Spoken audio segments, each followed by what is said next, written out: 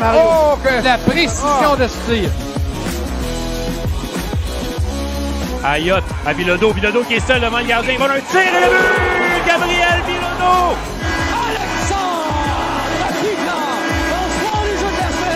Mais quel arrêt de la part de Côté Casabon!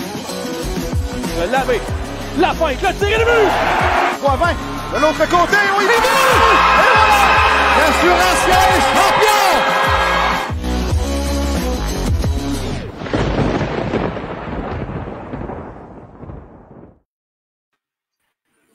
Bonsoir, mesdames et messieurs, bienvenue à La Source LNH, la balado officielle de la Ligue nord-américaine de hockey. Aujourd'hui, à l'émission, on reçoit la légende des 3L, Chad Lacasse, alors qu'on est en plein crunch là, de la finale de la LNH. Dave, comment ça va? Ça va bien, toi? Oui, ça va bien. Donc, 4 matchs de passé, 2-2.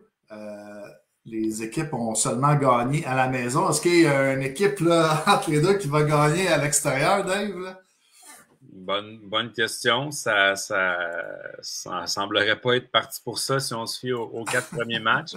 Ça va jouer en fin de semaine, mais c'est sûr que ça fait honneur au final du passé là, entre Rivière-du-Loup et Sorel, là, toujours très serré.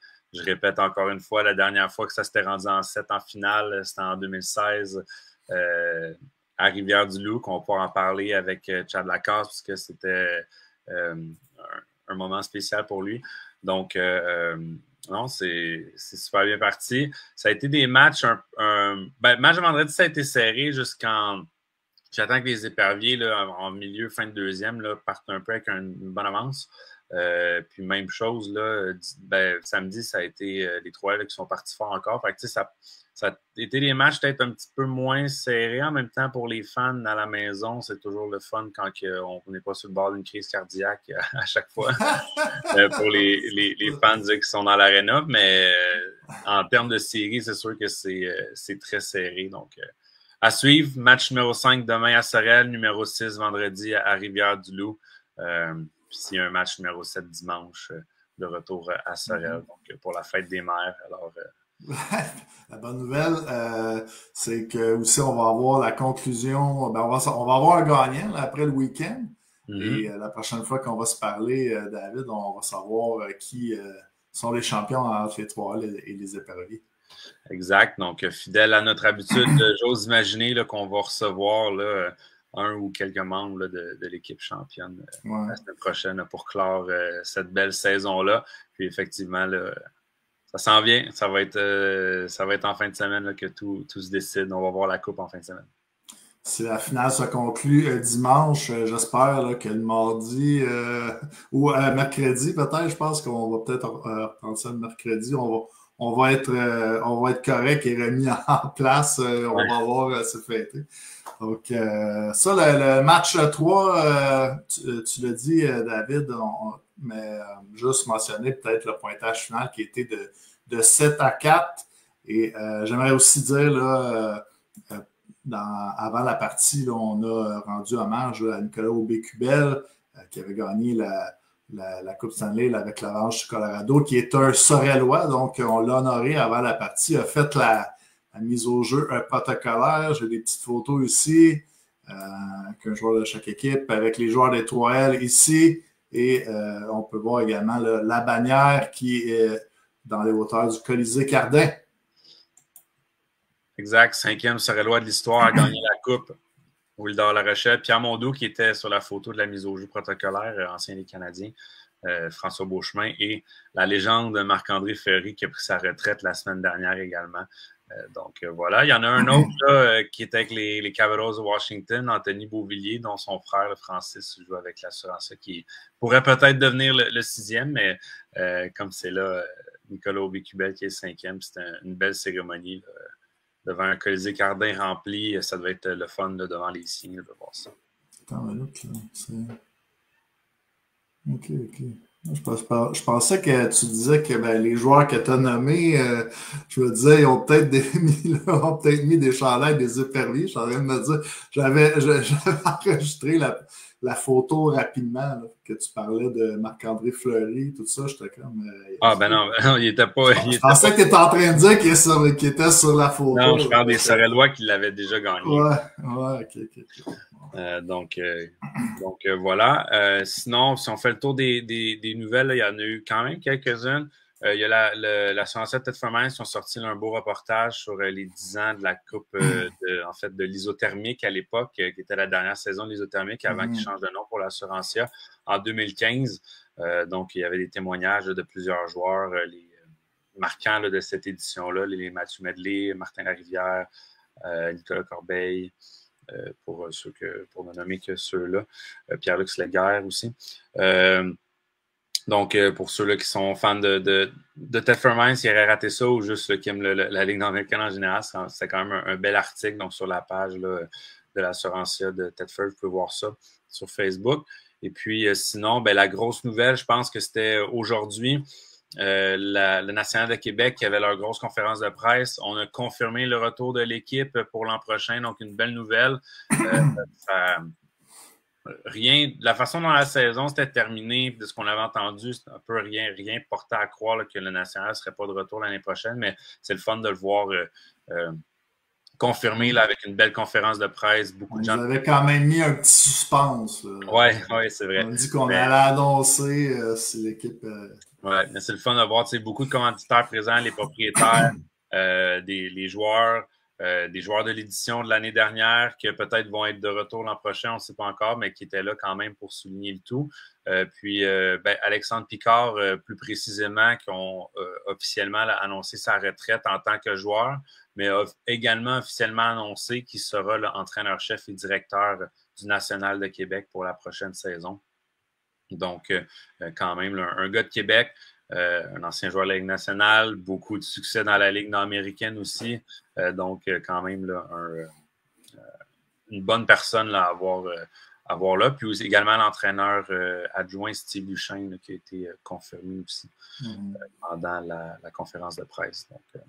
Donc, des belles nouvelles en parlant de Québec. Puis, tu sais, il y a eu le reportage de Stéphane Turcot. TVA Sport aussi en ont fait un article. Donc, c'est le fun de voir aussi que ça a été suivi et couvert, cette conférence-là, par les médias. Yes. Il y a eu également une nomination, là, celle de Steve Gosselin aujourd'hui. Donc, le réseau du sport étudiant du Québec, RSEQ, a annoncé la nomination de Steve Gosselin au poste de coordonnateur du hockey scolaire. Donc, depuis 2021, œuvrait comme adjoint. Donc, va assurer là, des tâches quotidiennes du secteur, la structure, la gestion de plateformes HCR, la planification de tournois et aussi des formations là, destinées aux entraîneurs. Donc, Steve Gosselin, qui est un intronisé là, du Temple de la renommée de la LNH en 2013 et a aussi son chandail là, dans les hauteurs du centre sportif La Croix du Sul depuis 2011. Également son chandail retiré avec Saguenay de Chicoutimi, donc une grosse figure du hockey, grosse figure de la Ligue nord-américaine aussi, là, lui qui est un des, à moins je me trompe, là, qui est un des 5 là, défenseurs avec le plus de points dans l'histoire de la Ligue. Là, c'est sûr qu'avec Mathieu Medley, dans la dernière année, il avait peut-être dépassé, mais c'est quand même un des plus grands défenseurs de la Ligue américaine, sans aucun. Joué 11 saisons dans la Ligue. Tout avec Et on avait une petite nouvelle, je pense qu'on avait peut-être vu le lendemain du podcast la semaine dernière, mais il y a le maire là, de Rivière-du-Loup, Mario Bastille, qui a invité le maire de Sorel-Tracy, donc pour celui qui va gagner la série là, entre les deux équipes, l'équipe perdante va devoir hisser le drapeau de la ville adverse. Là, donc, peut-être que le maire de Sorel-Tracy qui a accepté le pari. Là, donc, à suivre. Oui, donc on va le savoir en fin de semaine là, qui va gagner son pari quand même. une petite tradition. Les maires des différentes villes font souvent. Ouais, c'est toujours le fun. Sinon, c'était tout du côté de nos nouvelles, David. Est-ce qu'on faisait le tour? Yes. On est prêt. Et juste pour dire aussi le pointage de la deuxième partie, la partie numéro 4, ça a été donc une victoire de 5-2 du côté des Étoiles. Casey Kolchewski qui a fait 2 buts lors de ce match. Et Emilien Boilly là, qui a fait, je crois, 32 arrêts en 34 tirs, 941 de moyenne d'efficacité. Donc, a été très solide devant son filet. Donc, on est prêt à y aller avec notre invité de ce soir. Yes. Donc, Chad Lacasse. Chad Lacasse, légende d'Étoile de Rivière-du-Loup. Qu'est-ce que ça fait qu'on t'appelle la légende? Ça s'est poussé fort un peu, je pense. Légende, pas sûr que je suis rendu là encore. Est-ce que c'est ton humilité qui te fait dire ça ou... Je sais pas, mais je sais pas. C'est fort. C'est fort. Mais je vais te laisser peut-être regarder les commentaires là, dans l'annonce qu'il y a eu dans les derniers jours là, lorsque tu allais venir au podcast. Et également, ce soir, là, je peux peut-être t'en montrer quelques-uns ici. Kimberly Boucher qui dit « Lacasse, c'était tout un joueur. On a eu également Chad Lacasse, c'est un guerrier. Les 3 L tatoués sur le cœur. J'en ai vu quelques-uns. Là.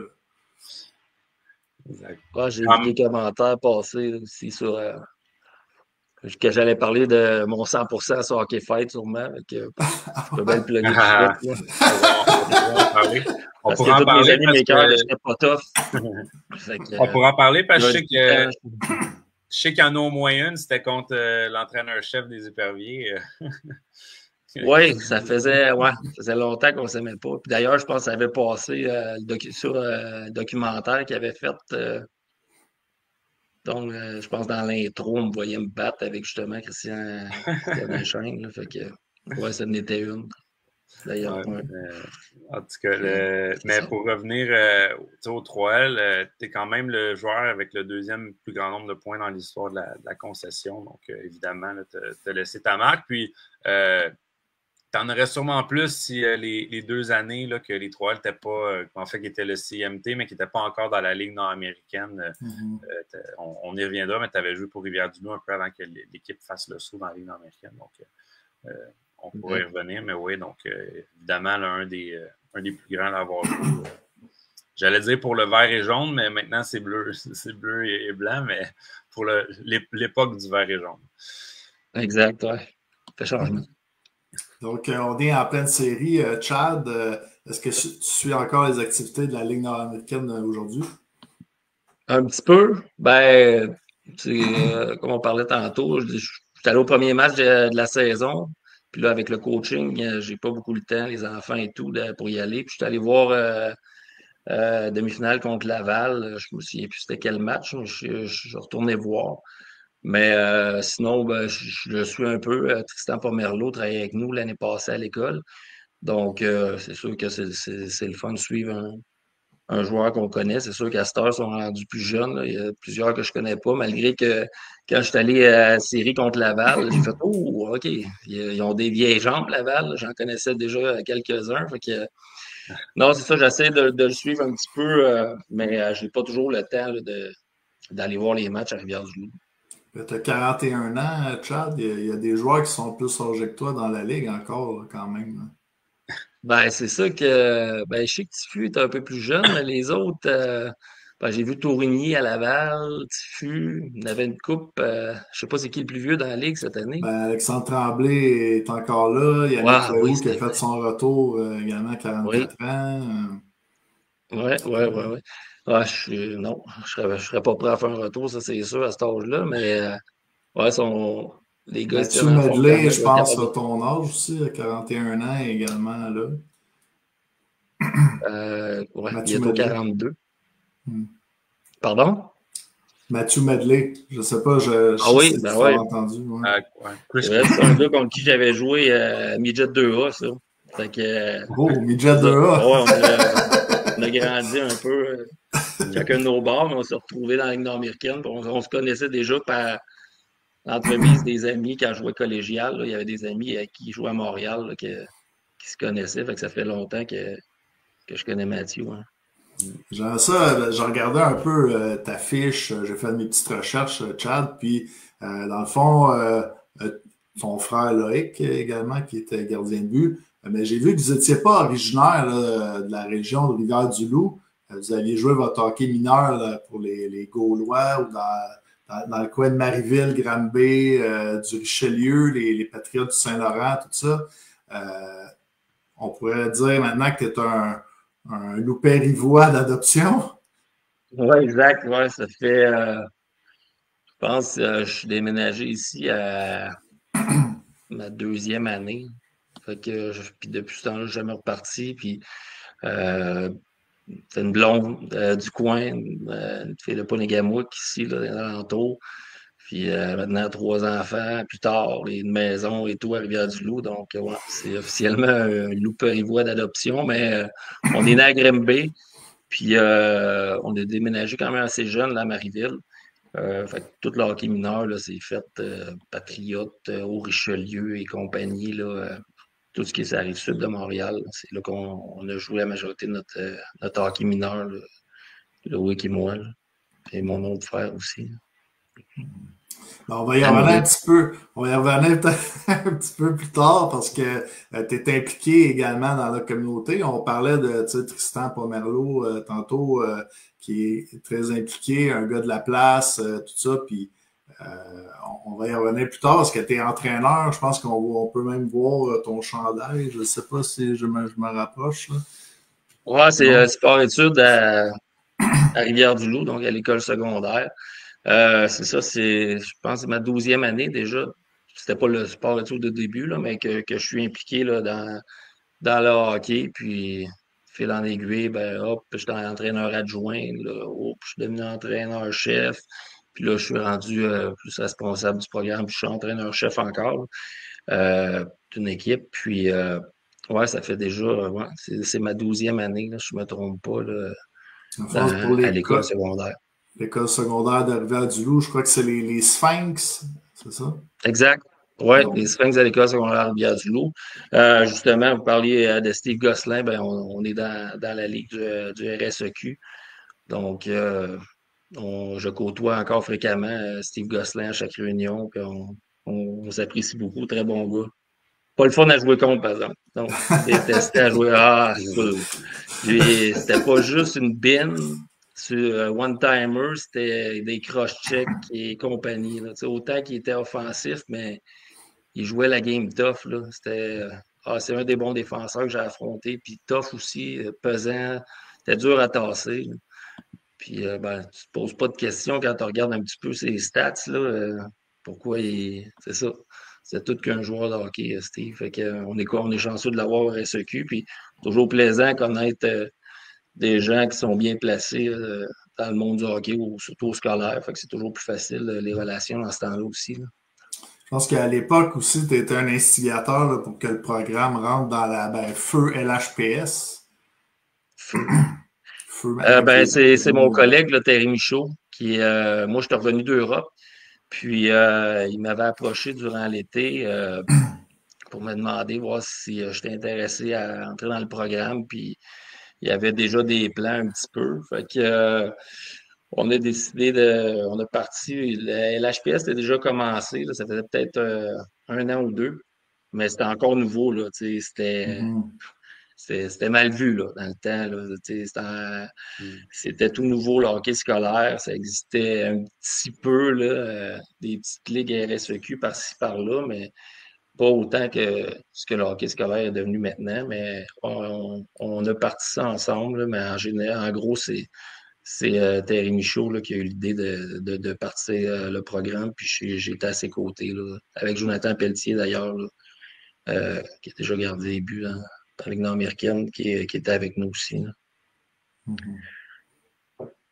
Dave, je vais te laisser parler un peu. Là, il me semble que... Ouais, ben, pas de problème. Donc, moi, j'aime toujours faire un petit retour là, sur sur ta carrière.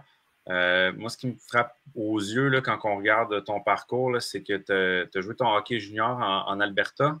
C'est quand même un parcours atypique. Oui, donc dans la Ligue junior de l'Alberta. Comment est-ce que ça s'est fait là, que tu te retrouves là-bas? Puis ça a été comment jouer à Canmore dans l'Ouest canadien? Ça a parti. Moi, j'ai joué la dernière année collégiale D1, qui est revenue là, depuis quelques années, mais moi, c'était la dernière année, la Ligue fermait. Puis cette ligue-là, elle jouait pas de ligne rouge. Parce qu'ailleurs, ça jouait avec les 2 lignes. Là.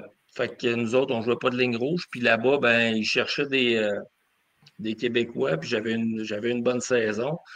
Puis on est parti 3 joueurs de cette équipe-là, les Patriotes de la Ville-Saint-Laurent.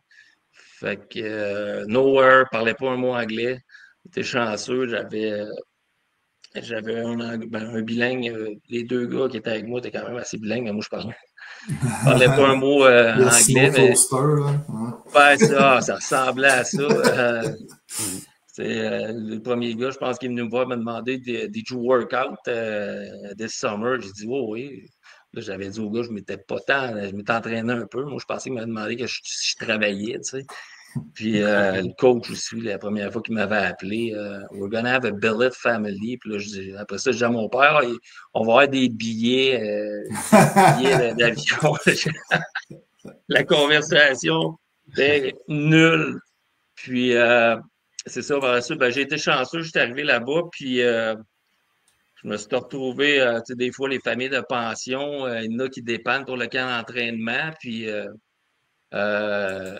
madame de pension là-bas, c'était une franco-manitobaine. Fait qu'elle parlait français elle sort avec un anglophone de la Saskatchewan. Donc, elle m'a aidé beaucoup à m'adapter là-bas. Je te dirais que ça a pris ma première année, j'ai pas parlé bien, mais ma deuxième année, quand je suis retourné, j'étais pas mal plus à l'aise.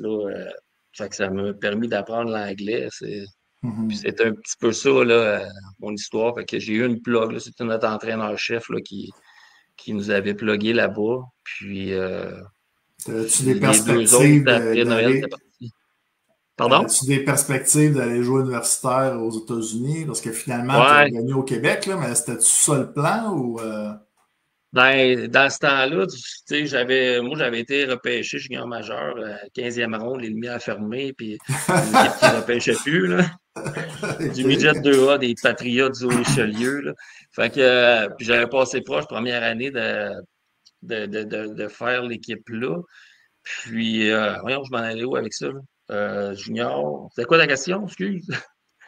Moi aussi, je l'ai oublié. Je vois en même temps le commentaire de Denis Arsenault qui dit un peu de génétique, ton frère est prof d'anglais, fait que c'est tout lui qui a eu le talent d'anglais. Ouais, exact, c'est plus facile pour lui. Mais c'est ça, t'es drafté là. C'est quoi je disais avec ça? On parlait de l'Alberta, on parlait. Bon, je me souviens plus. La question, c'était si, dans le fond, tu voulais aller aux États-Unis dans des universités. Ah oui, c'est ça. C'est ça. Fait que là, vu que j'avais été quand même assez longtemps au camp d'entraînement, ma première année à 17 ans, mais là, après ça, tu sais, dans ce temps-là, tu ne pouvais pas signer universitaire américain, il fallait que tu t'assoies 1 an.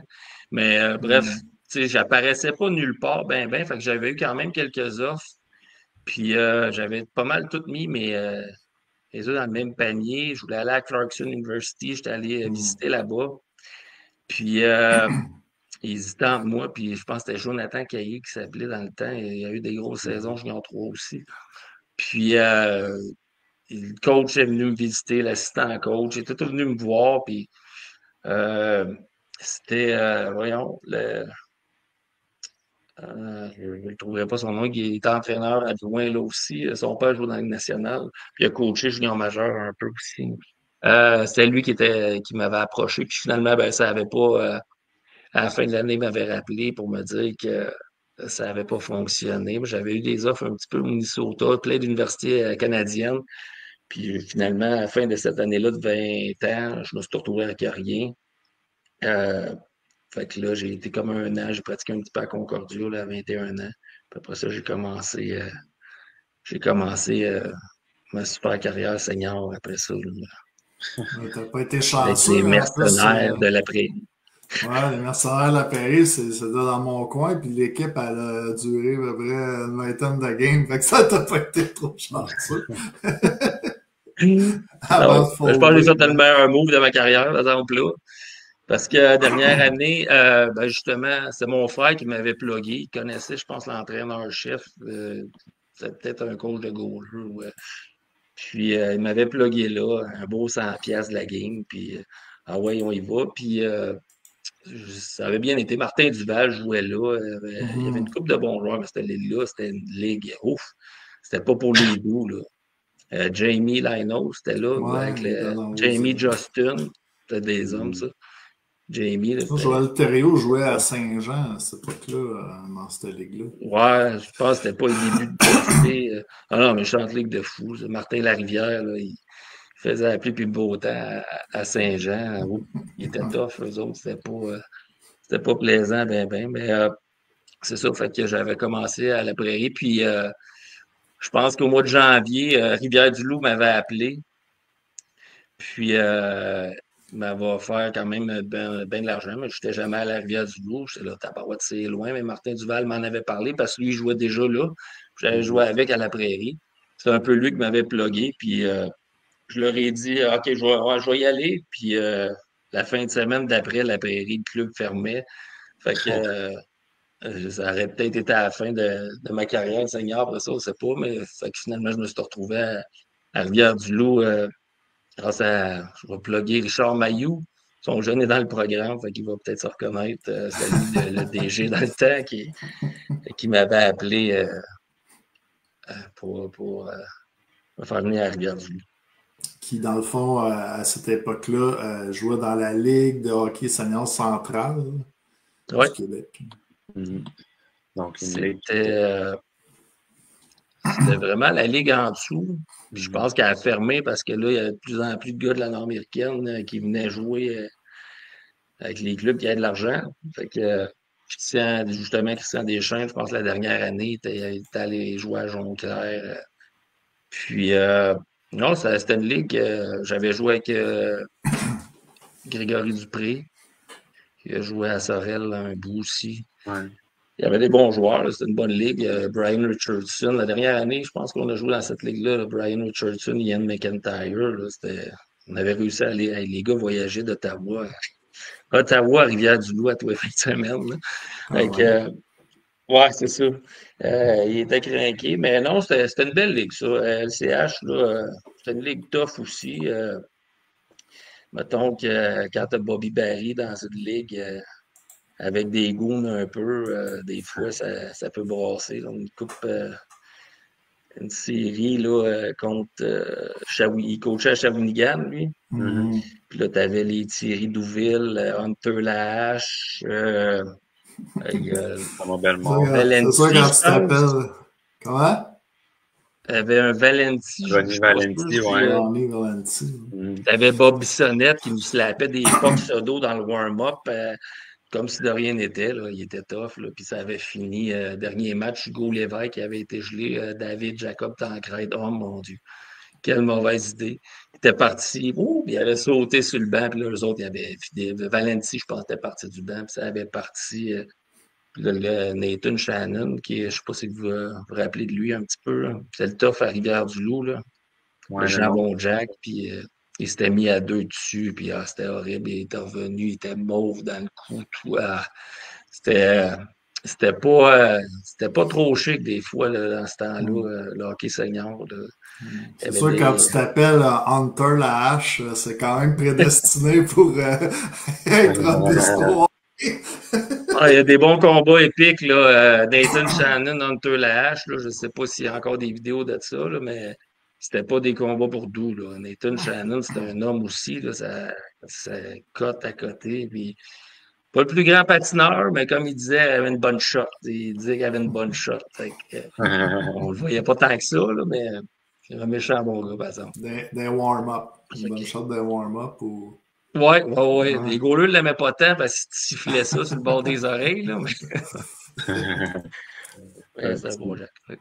Tu m'as mentionné aussi, justement, là, quand tu es arrivé à Rivière-du-Loup, tu avais été jumelé là, en appartement avec Richie Walcott, qui lui aussi était en tout cas, je ne me rappelle pas l'avoir vu jouer, mais que si je me fie à sa fiche, c'était quand même un gars qui déplaçait de l'air aussi. Lui, il n'a pas continué à la Ligue nord-américaine. Là. Je pense que c'est après ma première année. Il a peut-être commencé l'autre d'après, puis après ça, c'est parti. Mais la première année, nous autres, on avait un semi-détaché à Rivière-du-Loup, mais il y avait zéro meuble là-dedans. Il y avait juste des lits à terre, pas, pas de semi, rien. Fait que c'était juste des lits un petit peu partout. C'était pour les gars de l'extérieur quand on avait couché. Ben lui, Richie, il avait sa petite chambre au fond. Là. Il passait, je ne sais pas, un bout de la semaine. Je ne sais pas s'il retournait chez eux une fois de temps en temps. Il ne parlait pas beaucoup. Là, mais il y avait ses petites chandelles sur le bord de son bain. Puis tout. Il y avait un setup incroyable. Mais d'après moi, mais il ne devait pas retourner souvent chez eux. Ça n'avait pas de bon sens. En plein hiver, il y avait des pneus sur la fesse. Là, il se promenait avec ça. On était là, c'est un autre. Un bon Jack déplaçait pas d'air, mais c'est ça. Il était loin. Je ne me souviens pas de où est-ce qu'il venait, là, mais il venait au Brunswick un petit peu plus loin. Là, je ne sais pas exactement. Donc, une petite histoire de notre ami Richie Walcott, là, il avait sa place avec les matelas. Nous autres, on arrivait fin de semaine, puis on se couchait pas tôt. On était jeunes, 23, 24. Là, fait que un des bonnes fins de semaine dans ce temps-là à Rivière-du-Loup, mettons. Puis la saison suivante, 2006-2007, tu as joué ton premier match dans la Ligue nord-américaine de hockey avec le Caron Aiguille de Trois-Rivières. Oui. Oui, c'est vrai. On dirait que ça tombe un peu dans l'oubli, celle-là. C'était comme entre les deux. Je n'étais pas déménagé encore à Rivière-du-Loup. Puis c'était Dean qui coachait dans ce temps-là, justement, avec j'oublie son nom, l'entraîneur des 3L en ce moment. Eric Haley. Eric Haley, oui. Eric Haley. C'est ça, exact. Ben, les autres ont été un duo pendant longtemps. Là, fait que c'était eux qui coachaient dans ce temps-là à Trois-Rivières, puis ils voulaient que je commence l'année avec eux. Puis finalement, moi je leur avais dit je voulais aller jouer à Rivière-du-Loup. J'avais eu du fun à Rivière-du-Loup, puis je sais pas, j'avais dans la tête que je m'en allais là, mais j'aurais pu commencer là. J'avais eu un bon camp aussi, ça avait bien été. Puis finalement, c'est sûr, j'avais pas. J'étais parti à Rivière-du-Loup, mais ça, je me souviens même pas c'était quand exactement j'avais été joué là. Mais je me souviens avoir joué un match. Puis on voit que la saison d'après aussi, tu as joué avec Rivière-du-Loup, mais un match avec le Radio X aussi. Ouais. J'avais fait.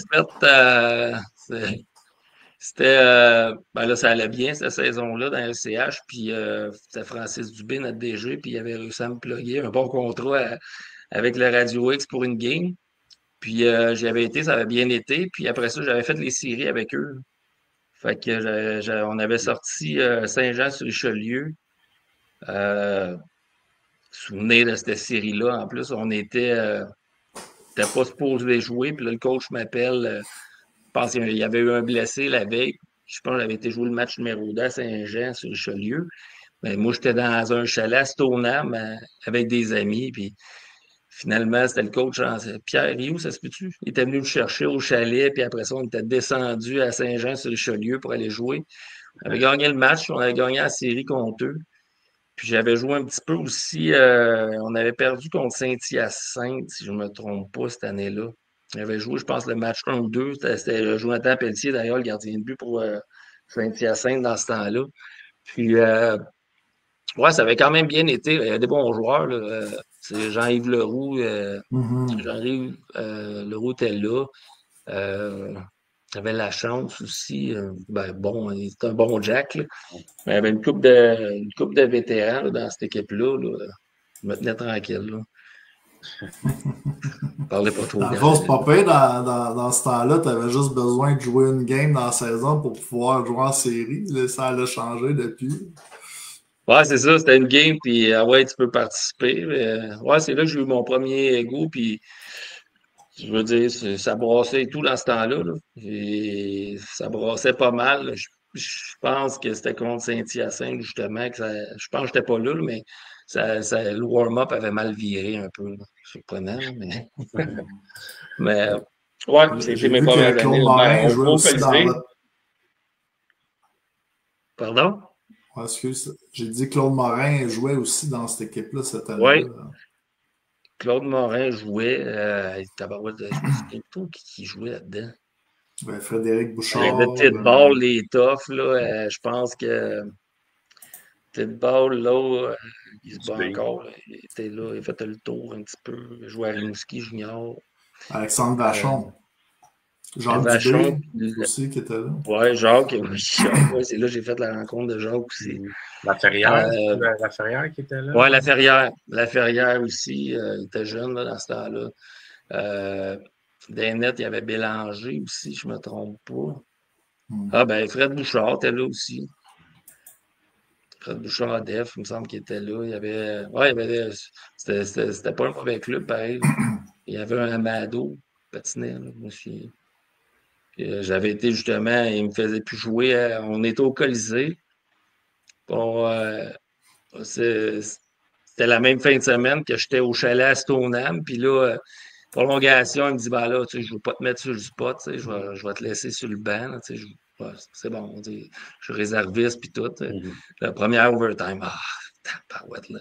Deuxième overtime, on avait gagné à la deuxième overtime, je ne sais plus quand, là j'étais là, peux-tu se retourner au chalet, là, j'étais assis sur le banc, puis je commençais à avoir mal aux pieds, mais ouais, ça avait été une belle série, puis c'est là que j'ai joué justement la première fois au Colisée, une belle glace, là. C'était quand même cool, là, le Radio X, il y a un beau setup, là, la boule. Hein? Il y a deux joueurs, tu m'as mentionné là, vite, là, quand tu m'avais écrit, là, quand on se parlait, avec qui tu as joué à Rivière-du-Loup dans la Ligue senior centrale. Un qui était Jimmy Burns, qui a joué une dizaine de matchs à Rivière-du-Loup. Quand même une légende, Jimmy Burns, là, surtout dans la fin des années 90, début 2000, là, qui était en fin de carrière à Rivière-du-Loup quand tu as joué avec. Mais parle-nous donc de ce que tu te rappelais de lui. Ouais, c'est ça. Je pense il a joué longtemps avant nous autres. Moi, je l'ai comme vu arriver un peu là, sur le tard, mais c'est un gars qui est longtemps dans dans la Ligue, quand ça s'appelait la Ligue semi-pro. Là, ouais, beaucoup, mettons il y a beaucoup de combats en carrière. Là. Ouais.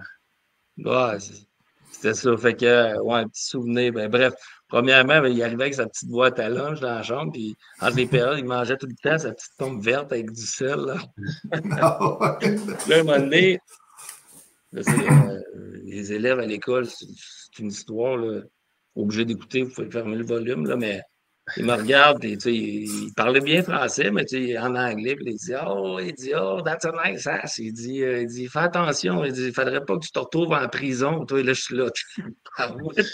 Qu'est-ce que tu viens de me dire là, mon Jimmy, là? Qu'est-ce qui se passe, là? Fait que c'est le souvenir que j'ai de lui, là. Et là, il était là, ouais, il faudrait pas que tu te retrouves en prison, parce que là, Pourquoi? mon Jimmy. Pourquoi en prison?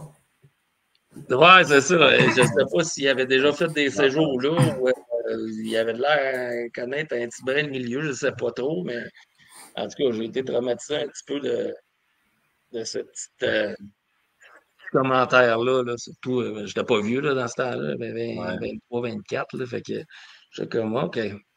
C'était un bon spécimen quand même. Bien sympathique, par exemple. L'autre que tu m'as mentionné aussi, c'était une autre légende, selon moi, de la Ligue américaine, qui est surtout des Chiefs de Laval, mais c'est Craig Martin, qui a joué un petit peu à Rivière-du-Loup. Lui, avec, c'était tout un homme fort, qui a même joué dans la Ligue nationale, qui a touché à la Ligue nationale, Craig Martin, qui a joué un peu à Rivière-du-Loup. Malheureusement, on l'a pogné, on l'a eu en fin de carrière. C'était... tu pouvais voir qu'il y a déjà eu, parce que la shape qu'il y avait, là, la grandeur, le 16, s'il avait été en forme, tu as pu voir que ça a déjà été pas juste un bagarreur. D'après moi, il savait jouer au hockey aussi. Nous autres, mais c'est ça. Lui, on allait le chercher à l'hôtel en après-midi. il embarquait on avait une petite vanne de CIMT, là, qui était l'équipe dans le temps, puis il s'installait en arrière, il dormait tout le long, arrivait à la game, il se réveillait un peu, faisait sa fête ou deux, on était assis, on venait, dormait, puis après ça, là, tu le recroisais en ville, mais après ça, tu le voyais pas trop, là.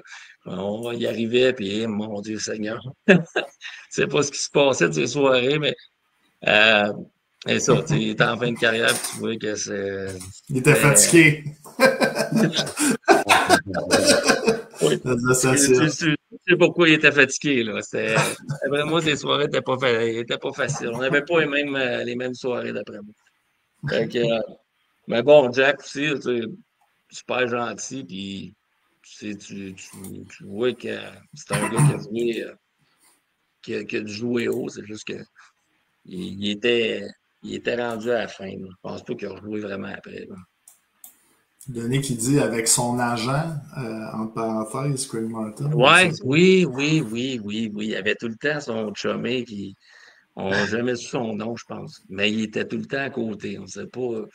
Il avait tout le temps son ami qui était à côté. C'est peut-être ça. C'est son agent, je ne sais pas. On ne sait pas ce qu'il faisait là. Mais il était là. Il était partout. Il suivait. Ensuite de ça, après les années, là, en fait 2 saisons dans la Ligue Centrale, le CIMT à l'époque de Rivière-du-Loup fait le saut dans la Ligue nord-américaine. Comment est-ce que ça s'est passé de ton côté? Là, parce que tu es un des joueurs là, qui est resté dans l'équipe et qui a fait le saut avec l'équipe pour la Ligue nord-américaine. Donc, c'était comment, là, justement, de ton point de vue, là, quand vous avez monté de ligue, en fait, à cette époque-là? Ouais, il était resté quelques joueurs, je pense. Surtout Ian McIntyre, avec qui j'avais eu du succès la saison d'avant. Puis je pense que Brian Richardson, il l'avait échangé à Saint-Hyacinthe, si je me souviens bien. Puis il y avait Dan Bellan, qui jouait avec nous autres. Puis un peu l'innocence de jeune, whatever. J'étais confiant. J'étais confiant. Puis peu importe, je pense, le niveau ou whatever. Ian McIntyre, c'était tout qu'un passeur aussi. Là. Fait que, puis il était tough, il me faisait de la place. Mais il me cherchait sur la glace constamment. Fait que ça a été facile de jouer avec lui pour débuter là, dans la Ligue nord-américaine. Il m'a vraiment aidé. C'était un bon vétéran aussi. Ça a joué haut. C'était vraiment un bon joueur. Puis lui, il voulait me faire scorer. Fait que dans ce temps-là, c'est le fun quand il est un bon joueur, puis un bon passeur qui te cherche souvent sur la glace, puis que tu es un marqueur de but, ben, il m'a rendu la vie facile pas mal. Dan Bellan aussi, c'était un bon travaillant. Il avait cherché beaucoup de rondelles, puis il avait marqué quand même pas mal de buts cette année-là. Puis le power play marchait aussi avec Fred Bouchard. Je pense que je suis. Il m'avait donné une rondelle, il me semble que j'ai trouvé ça l'autre jour chez nous pour le record de buts en avantage numérique. Je ne sais plus si ça existe encore. Il me semble que j'en ai marqué une vingtaine, mais tu sais, c'était tellement facile dans le sens où Fred Bouchard, je ne sais pas si vous l'avez déjà joué pas mal, mais en tant que gars qui faisait des one-timers puis qui mettait ça sur une net, il attirait beaucoup de jeux. Fait ça m'ouvrait de l'espace quand même parce qu'il avait tout le temps peur de sa shot. Puis il me l'ordonnait, mais c'était un des bons défenseurs offensifs, là, Fred Bouchard, là, pour mettre des rondelles sur le but et faire runner un power play. Là. Ben, je pense que ses stats parlent aussi, Junior. Là. Il y a pas des saisons de 100 points, Junior, lui. Ouais, c'est ça. C'était un méchant bon défenseur offensif. Puis sur un power play, là, on dirait il y a des défenseurs qui ont l'instinct de sans trop regarder. Là. Comme Bouchard, un peu Edmonton. Là. On dirait qu'il trouve tout le temps les lignes de shot, puis c'est payant. Fait que lui, il a aidé beaucoup aussi la première année là, qu'on est rentré dans la ligue. Là. C'était une année d'apprentissage aussi, ça. Mm-hmm. Après un bout avant d'avoir du succès aussi, puis le fonctionnement. Mettons qu'on n'avait pas un setup des fois comme les autres organisations. Là, exemple, les serviettes après game ou des affaires avec les années là, que on s'est mis à jour là, l'organisation là, pour être capable d'attirer des joueurs. Là. Mais déjà que Rivière-du-Loup, des fois, ça fait peur. Là. ben, d'année en année, on ajoutait des petites choses là, pour essayer de rendre les gars de plus en plus confortables. C'est sûr que le centre-ville était populaire pour les joueurs, mais il fallait être capable de leur faire rencontrer le centre-ville pour qu'ils puissent rester. Mais c'est ça, l'organisation a fait une bonne job pour essayer d'avoir l'air de plus en plus semi ou professionnel là, pour bien encadrer les joueurs. Fait que ça, première saison, ouais, ça a été une grosse saison. C'était une belle année, là, cette année-là, en général. Denis Arsenault qui dit Fred Bouchard brûlait ses bâtons pour les courber avec un point d'interrogation. C'est vrai, ça? Lui, il jouait avec les bons vieux Sherwood encore, puis je me souviens, il coupait le bout de sa palette, lui. Il coupait un peu le bout de sa palette, il chauffait ça. Il avait son propre pattern, mais il a une belle palette bien coupée, là. Tu vois qu'il y avait de l'expérience dans ses bâtons. C'était pas la première fois qu'il faisait ça, c'est sûr. Deuxième saison à Rivière-du-Loup, le CMT, puisque c'était la dernière saison, ça s'appelait le CMT, là, avant que ça devienne les 3L, font toute une signature, attirent un gros joueur dans l'équipe, le gardien Loïc Lacasse. Tu as eu la chance de jouer avec ton frère, là, qui lui, littéralement, sortait de la Ligue américaine. Il avait joué avec les Bulldogs d'Hamilton l'année d'avant.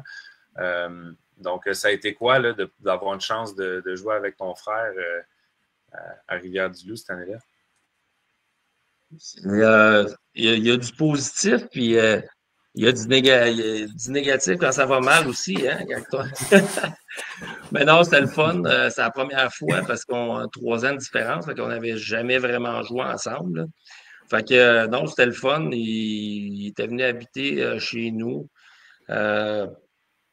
C'était une première expérience de jouer avec lui, mais c'était plaisant. À part quand c'est ça, une chicane de frère, c'est une chicane de frère. Fait qu'on se dit les vraies affaires, mais quand ça va mal. Mais sinon, non, c'était le fun. On savait qu'on avait un bon gardien de but aussi, là. Fait que non, ça avait été une belle expérience là, pour une première fois ensemble. Vu que tu l'hébergeais, est-ce que c'est lui qui faisait à souper, qui faisait le ménage? Qu'est-ce qu'il faisait? Il dormait. Il dormait, il essayait de payer à moitié de son appart. Puis là, j'étais déjà avec ma blonde, je pense, dans ce temps-là, dans notre petit appart. Fait que on l'hébergeait comme un petit frère. Hein, ma blonde, c'est ça, elle s'en est bien occupée de mon petit frère. Fait que il était chez nous, puis c'était le fun, là. On a, c'est ça, une couple de belles petites soirées aussi ensemble ici, là, à Rivière-du-Loup. Ensuite de ça, ben, le Rivière-du-Loup deviennent les 3L, mais après ça, tu vas passer une saison en France, encore une fois avec Loïc Lacasse, qui lui aussi est allé en France. Parle-nous donc de ça, ta saison en France dans la Ligue Magnus. C'était-tu un rêve que tu voulais faire là, de cocher là, l'Europe ou c'était comment ça s'est passé cette saison-là? Ah, ben j'avais comme, je pense, la première année j'avais joué à Rivière-du-Loup, il nous avait mentionné, bon, c'est quoi objectif futur, là, puis je pense qu'il faisait comme un petit pamphlet avant le match, puis j'avais marqué ça, Ligue nord-américaine, fait que je voulais jouer dans la nord-américaine, puis j'avais marqué Europe, fait que ça a tout le temps été dans le fond, mes pensées un petit peu. J'avais une occasion d'y aller en Division 1 après ma première saison là, dans la Ligue nord-américaine. J'ai une grosse saison, puis j'avais eu un contrat correct là, en Division 1, puis j'étais comme, je vais attendre, là, puis j'aurais aimé avoir quelque chose de mieux peut-être. Puis finalement, ben là, mon frère était parti, lui, justement, à Épinal, l'année d'avant que moi j'y aille. Puis c'est lui qui m'a plugué, tout simplement. Ça a été mon agent. Fait que, il avait réussi à me pluguer là-bas. Puis très reconnaissant de ça. Puis de pouvoir aller vivre l'expérience en Europe, c'était exceptionnel. J'ai amené ma blonde qui vient de Ponégamouk, dans le fin fond du Bas-Saint-Laurent, un petit village de rien. En pleurs la première fois qu'elle m'a dit OK, moi je vais y aller, mais finalement, on ne voulait plus repartir quand on est arrivé. C'était Santino Pellegrino qui est coaché, je ne sais pas si vous connaissez. Correct. Ça n'a pas été la meilleure relation joueur-entraîneur avec Santino, mais côté hockey, ça a été correct. Ça a été un ajustement. C'est une ligue qui était forte, là. C'était du bon calibre. La Ligue Magnus, là, il y a vraiment des bons joueurs de hockey là. C'était rapide. Il y avait, je l'appelais, c'était Simcoe. Il patinait comme Buré. Ça n'avait pas de bon sens comment le gars patinait. Mais il n'était pas capable de. No stick handling. Il ne déblait pas qu'il l'échappait à gauche, mais il patinait comme le vent. Ça n'avait pas de bon sens. Il y avait un Yann Plouche aussi, des Slovaques. Tu fréquentes des Finlandais qui étaient juste notre petit coloc à côté. Fait que, tu rencontres du nouveau monde.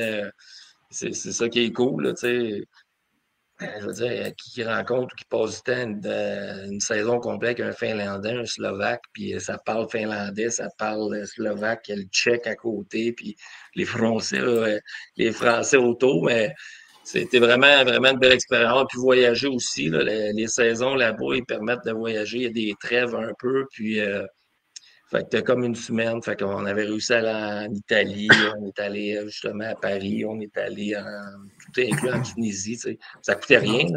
Fait que c'était vraiment une belle année pour découvrir un peu de tout. Ma blonde s'était trouvé une job là aussi dans un petit resto à côté, on avait un petit appart payé, tout.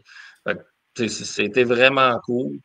J'aurais peut-être dû arriver plus préparé. Quand tu arrives vraiment pro là-bas, je veux dire, les gars, les gars sont en forme. Tu arrives du semi-pro où il n'y a pas des pratiques à chaque des années. Ouais, c'est ça, c'est pas la même game. Là, puis là, on s'entend que Santino Pellegrino, c'était chaque pratique, on partait, on faisait des rondes mises en jeu, avant, arrière, après ça, des petits drills de passe, puis on finissait à pratiquer avec des mountain tests 3-4. Il était fort sur le conditionnement. Là. Fait que c'est ça, c'était une année où j'ai progressé en tant que joueur de hockey parce que je veux pas. J'étais rendu à quoi, 27 peut-être, mais à pratiquer, on ne pratiquait pas, là, dans le senior. Tu il y avait une bonne ligue ici le mercredi soir, une ligue progression qui était quand même relevée où on se gardait en forme, mais pour pratiquer 3-4 fois semaine, parce qu'on jouait un match 4 fois par semaine. Là. Fait que j'ai progressé mon patin, c'est vraiment amélioré. Là. Ça, je l'ai plus ressenti l'année que je suis revenu après. Là, ton frère écrit dans le chat, justement, les joueurs de soccer français trop en forme. Je ne sais pas si Santino essayait de vous changer en joueur de soccer. Les joueurs de soccer, ils riaient de nous autres. Là. Ils ont tous des skills un peu, eux autres, les Européens, au soccer. Là. Mais là, il y avait Maxime Boisclair aussi. Là. On avait l'air d'avoir des boîtes de souliers d'un pied tellement on n'était pas trop habile comparativement à eux. Là. Fait que, vous ne faisiez pas la ball game avant les matchs là, dans ce temps-là? Comment? Vous ne faisiez pas la ball game avant les games de moi, j'ai arrêté après la première game hors concours. Après la première game hors concours, j'ai fait fuck off. J'en gagnerai pas une cette année. Je vais aller faire ma petite routine d'avant-match. Que je me tenais loin du soccer. Ton frère écrit un petit peu plus haut également. Chad, je faisais les meilleures frites, c'est ça que je faisais. C'est vrai, oui. C'est vrai, il nous faisait des bonnes frites. Je ne peux pas dire l'heure qui était, là, mais une couple de voisins qui en ont profité aussi. Là. On arrivait avec notre bol de frites dans la friteuse, puis c'était une coupe, il faisait des bonnes frites. C'est ça qu'il faisait, c'est vrai. Non, il fait bien manger. Il fait bien manger. Puis Denis dit que Santino a coaché à Rivière-du-Loup également. Il se demandait s'il se souvenait de toi à Épinal. Je ne sais pas si c'était avant ou après. Pas parler beaucoup. Non. Il ne parlait pas beaucoup. Mais d'après moi, oui, parce que je pense qu'il a coaché une game. Ah, OK. Ah ouais. Je pense qu'il a coaché une game à Rivière-du-Loup. Non, ça n'a vraiment pas été long. Ou une fin de semaine où je vais demander à Francis Dubé. Vous connaissez, vous autres, Francis Dubé? Pas moi. Non, pas moi. Non? C'est lui le DG dans les premières années de la Ligue nord-américaine, là, qu'on était. Charlie, c'est son garçon, le trainer des Trois. Ah, ok, ok. Ouais, Charlie, il était haut de même, puis là, on l'a vu grandir avec les années. On le ramassait à l'école les premières années, puis là, ben, à la fin, il venait réparer, il venait faire mon électricité à la maison. C'est bon. Ouais. Puis là, tu l'as dit, tu l'as mentionné à Rivière-du-Loup, tu sais, dans les premières années, c'était plus difficile. Tu sais, l'équipe, c'était une équipe qui était je dirais pas en construction, en reconstruction, mais en construction. Donc, c'était dur d'avoir des runs et tout, mais au début, milieu des années 2010, justement, ça commençait là, à avoir du succès. Je me rappelle, moi, en tant que fan, l'année où j'ai trouvé que, Rivière-du-Loup est rendu un club vraiment dangereux. Vous aviez eu des séries, là, des longues séries en 7 matchs contre Thetford. Une année, vous aviez perdu, mais l'autre, après ça, vous aviez... je ne sais pas si vous aviez réussi à les passer, mais c'était des longues séries, puis c'était tout le temps des bonnes séries. Comment est-ce que tu as vu ça un peu, l'évolution du club, justement, avec, disons, les Deschâtelet, les Trudel, les Danny Pépin qui sont arrivés, Tourigny, qui ont vraiment un peu changé l'image du club, là, qui a fait que, justement, Rivière-du-Loup est devenu un des bons clubs dans la Ligue nord-américaine. Oui, ça a vraiment, Sly est arrivé, je pense, l'année après que je sois arrivé d'Europe. Puis, ça aussi, ça l'a aidé. Puis, de fil en aiguille, on réussissait à amener une couple de gars qui étaient contents de venir à Rivière-du-Loup. Qui ne venaient pas pour le paycheck. Ils étaient contents de venir jouer, ils étaient contents de venir à Rivière-du-Loup. C'était souvent ça avec les années. Puis, je parlais de Francis Dubé, mais il y a des années, il passait 52 contrats par année. Fait que, on en a vu des gars in and out à côté. Puis là, commençait tranquillement à avoir des gars qui appréciaient venir jouer à Rivière-du-Loup, qui étaient bien. Puis plus ça allait, puis plus l'ambiance était bonne, puis on était content de se voir la fin de semaine. Le corps commençait à se former. Puis fait que c'était ça beaucoup, là, de voir que ils viennent pas juste collecter le paycheck, là, ils sont contents de venir jouer, puis ils veulent gagner, puis ils sont bien. C'était ça, en gros, là, qui a commencé à faire le déclic là, avec les Pépins. Wardo, Michael Ward déménagé aussi. Après ça, Randazzo était à Rivière-du-Loup aussi. Puis, c'est ça, les Sly, les Tony, les Pep, et ça aimait ça. Trudel aussi, il aimait ça. Venir faire le petit tour à Rivière-du-Loup les fins de semaine. Donc, fait que c'était ça un petit peu le changement avec les années, mais même, c'est ça, tu parlais de la saison, moi, je pense, on a gagné en 2016, en 2015, on avait perdu, là, c'est ça, en 7 à Thetford, on menait cette game-là 2-0, tu sais. On les avait battus à l'époque, je pense. On avait fait, vu qu'il y avait le salaire d'habitation, on les avait battus 5-6-2 la veille. Puis le lendemain, on menait 2-0, mais tu voyais que pour l'expérience, eux autres, il y avait des gars qui avaient gagné puis qui avaient pris le dessus. Puis c'est ça, des gars comme Swan, Bryce Swan aussi, c'était un gars qui habite à Rimouski maintenant, mais qui était content d'être là, méchant bon Jack. C'est ça, il y avait plusieurs gars qui voulaient être là, qui voulaient gagner, puis c'est ça qui a fait la différence au fur et à mesure. Puis ensuite de ça, saison 2015-2016, toi, tu commençais super bien la saison, tu avais un point par match. Malheureusement, tu te blesses là, avant les séries. Comment est-ce que ça a été cette saison-là? Puis je vais y aller un petit peu en deux parties parce que quand même, là, tu as fait partie là, quand même de l'équipe qui a remporté le championnat. Je pense qu'aussi, là, on va parler du match numéro 7 là, de la finale, mais comment est-ce que tu voyais cette saison-là, là, justement, jusqu'à temps, malheureusement, qu'il y ait eu de la blessure? Cette saison-là, ça allait pas si bien que ça en début d'année. Moi aussi, personnellement, ça allait pas tant que ça. Puis j'étais sur le bord d'être scratché, puis c'était Jean-Philippe Soucy, entraîneur adjoint. Puis justement, on s'en allait à Sorel, un voyage, puis il m'avait ramassé, puis dans l'autobus, puis il m'avait parlé, il dit là, tu sais, tu scores pas, tu produis pas tant. Tu sais, ta game, tu scorais de l'extérieur un peu avant, mais tu sais, il faudrait peut-être essayer d'aller plus au net, tu sais, d'aller grinder, d'aller au but, tu sais, de ramasser des garbage. Puis à partir de là, ben, c'était le match. Ce match-là, c'est le match que je me suis battu contre Christian Deschênes, puis qu'on dirait que là, ça a commencé à débouler un petit peu. J'avais eu un Gordy hat-trick, le premier en carrière, le seul et l'unique. Là.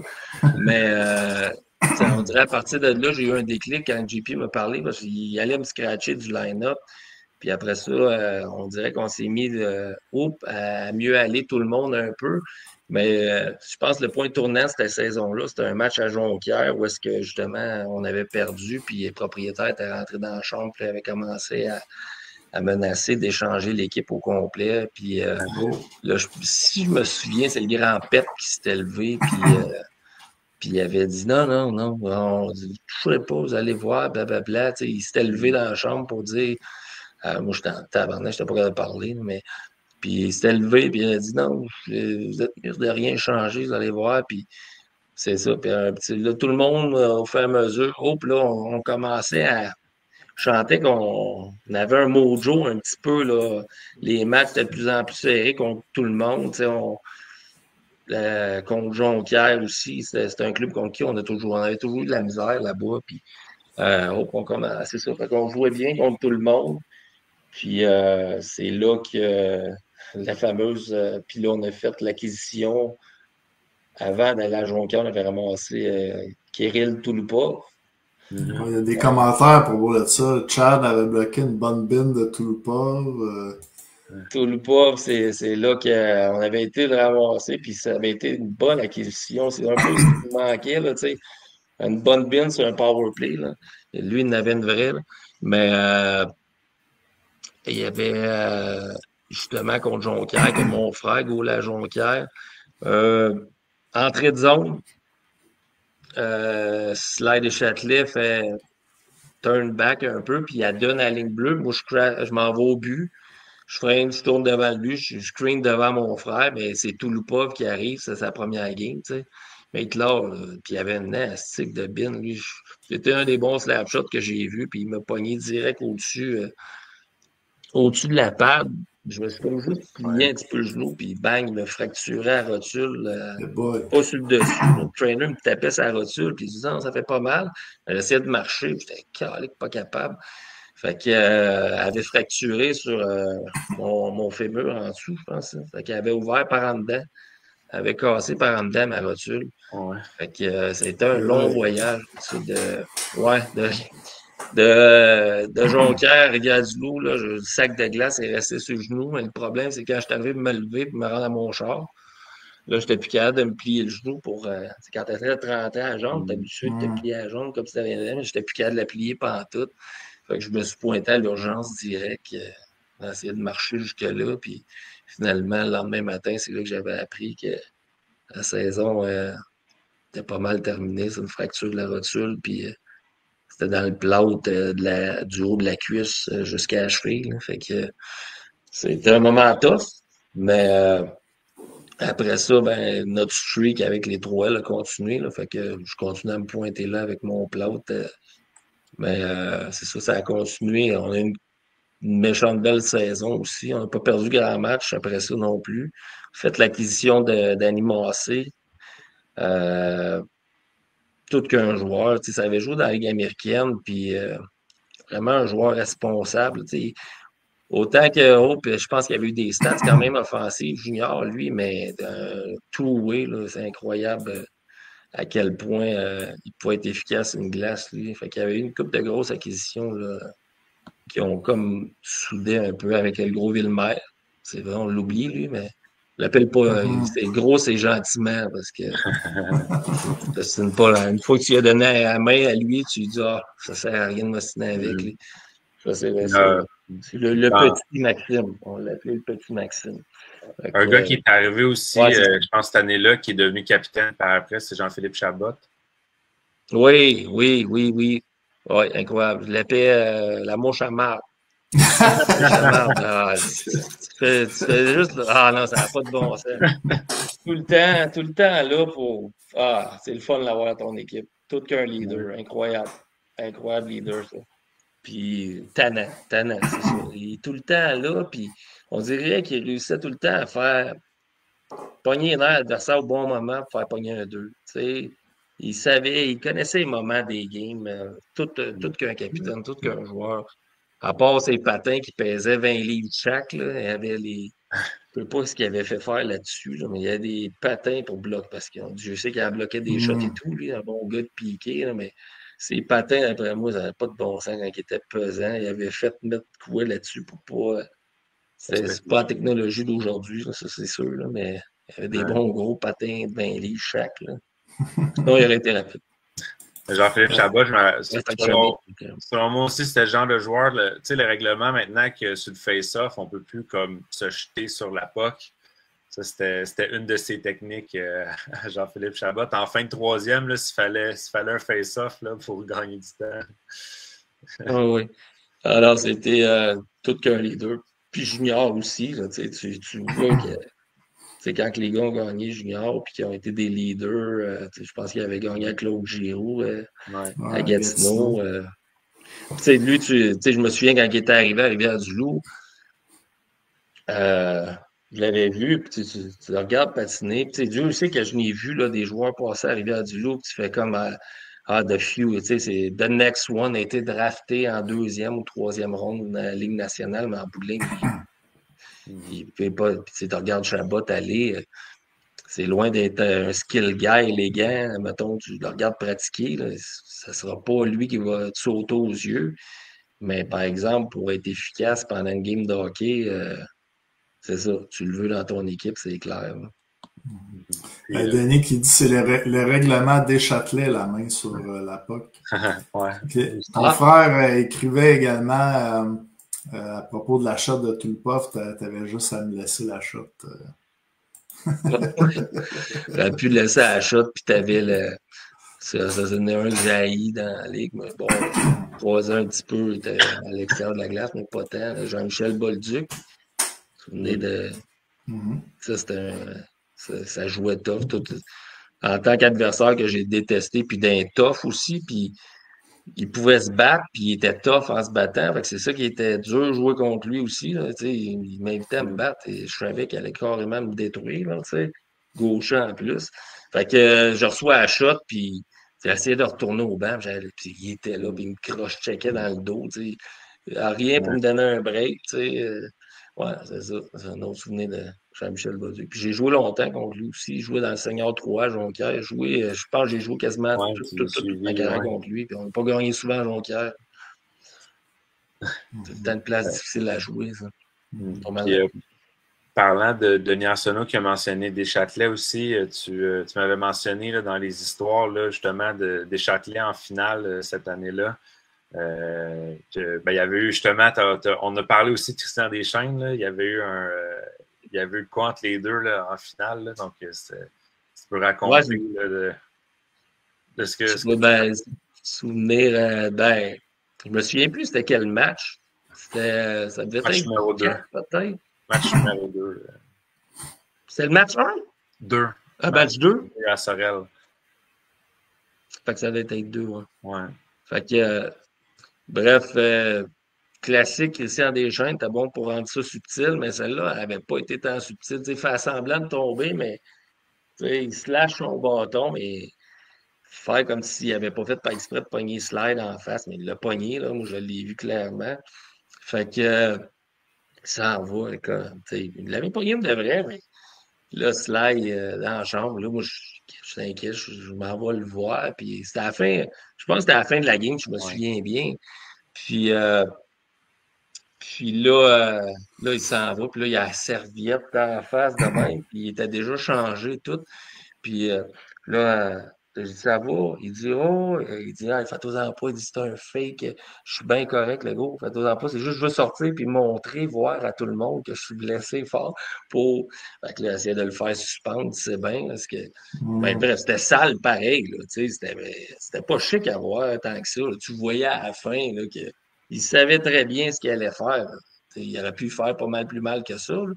Mais bref, il était une petite scène d'acting pour, pour le spectacle en sortant avec ça. Comme si.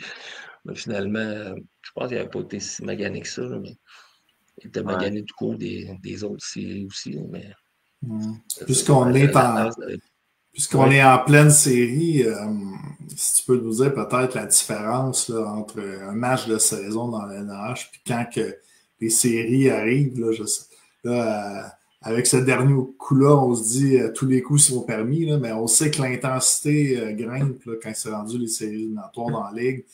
Les partisans sont encore plus au rendez-vous, les arénas se remplissent. Et je pense que ça prime aussi les joueurs. Ouais, les joueurs, ça prend la team toughness aussi. C'est un peu de tout, parce que si t'as pas la team toughness, les gars se tiennent pas tant. Laval, la demi-finale, c'était quand même un club qui était tough, puis on s'était tenu.